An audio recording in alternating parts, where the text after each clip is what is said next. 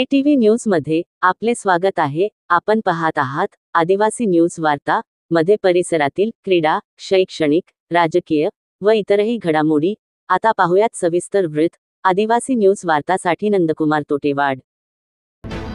मागील आठवड्यात नांदेड जिल्ह्यात सतत पाऊस व अतिवृष्टी होऊन अनेक हेक्टर शेतातील पिके पाण्याखाली गेली आहेत।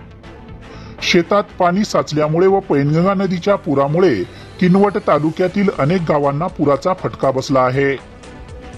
या पिकाच्या नुकसानीची पाहणी करण्यासाठी जिल्हाधिकारी राहुल कर्डिले यांनी आज किनवट तालुक्यातील भंडारवाडी पिपरी या गावांना भेट देऊन पाहणी केली व शेतकऱ्यांशी संवाद साधला।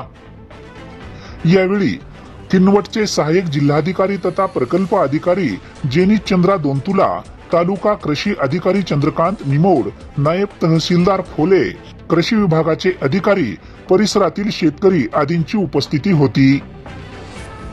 किनवट तालुक्यात पैनगंगा नदीच्या पुरामुळे नदीकाठच्या गावांना पूर परिस्थिती निर्माण होऊन कापूस, सोयाबीन, तूर व इतर पिकाचे मोठ्या प्रमाणात नुकसान झाले आहे।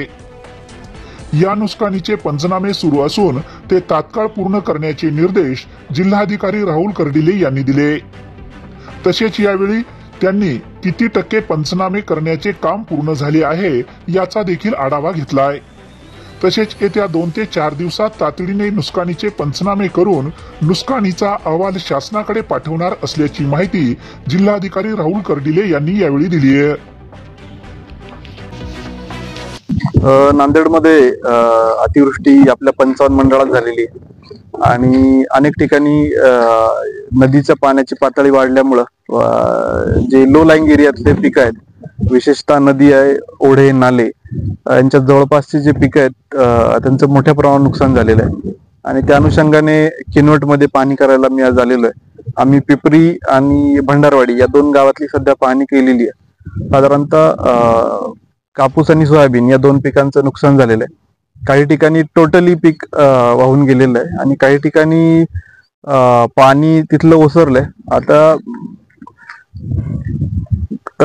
काही ठिकाणी असं निदर्शनास आलंय की पीक हिरवं दिसतंय, परंतु ज्या शेंगा आहेत त्या शेंगा वाळून गेलेल्या आहेत, शेंगांवर मातीचा थर पण साचलेला आहे, त्यामुळे त्या ठिकाणी पण नुकसान दिसतंय। तर त्या अनुषंगाने आमचे सहाय्यक जिल्हाधिकारी पण जेनित आमच्या सोबत आहे, ही सगळी रेव्हेन्यूची टीम, कृषीची टीम सोबत आहे। तर तसे त्यांना सूचना दिलेल्या आहेत की हे जे पंचनामे आहेत तातडीने 2-3 दिवसामध्ये पूर्ण करा, जेणेकरून आपल्याला लवकरात लवकर शासनाला मदतीसाठी रिपोर्ट पाठवता येईल आणि शेतकऱ्यांना रिलीफ देता येईल।